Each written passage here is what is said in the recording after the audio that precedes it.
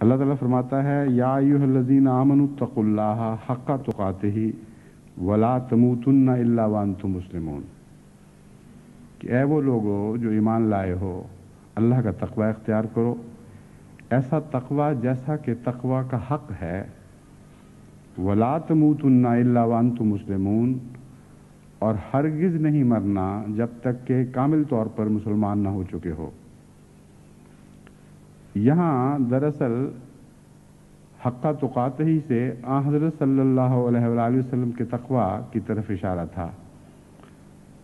اور اس مضمون کو نہ سمجھنے کے نتیجے میں بہت سے مفسرین نے بہت ٹھوکریں کھائیں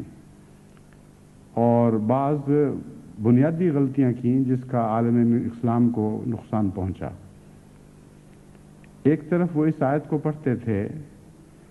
کہ اے لوگو جو ایمان لائے ہو اللہ کا تقوی ایسا اختیار کرو جیسا کہ تقوی کا حق ہے،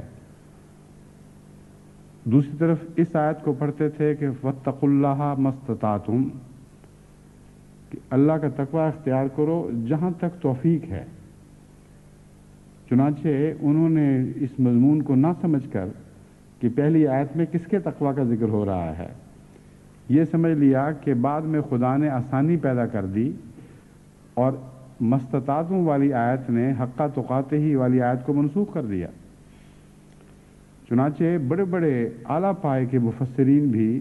اس غلطی میں مبتلا ہوئے، اور جیسا کہ عام طور پر رواج ملتا ہے بعض غلط احادیث حضرت ابن عباس کی طرف منسوب کر کے بیان کی جاتی ہیں۔ تو ایک روایت حضرت ابن عباس کی طرف بھی منسوب ہے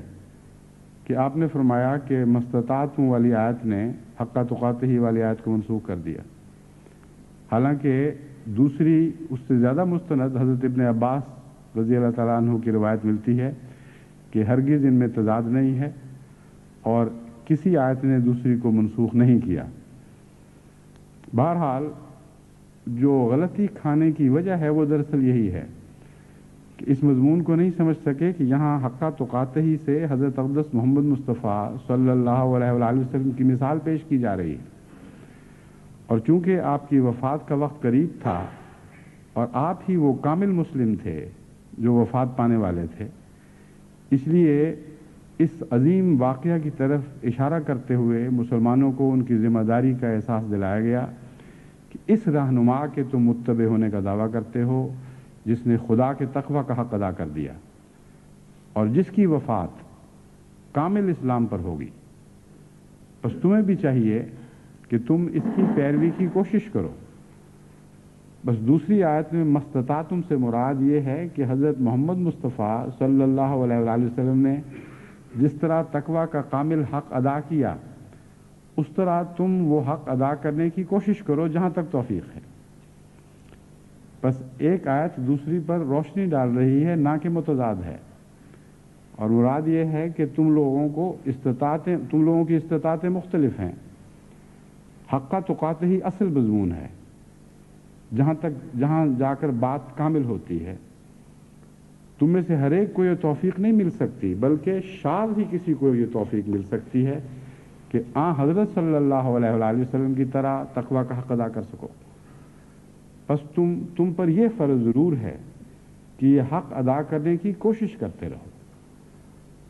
اور اس حالت میں جو بھی مرے گا وہ اس آیت کے دوسرے حصے کو بھی پورا کرنے والا ہوگا کہ لا تموتن الا وانتم مسلمون، کیونکہ مسلمون کا ایک معنی تو المسلمون ہے یعنی کامل طور پر مسلمان،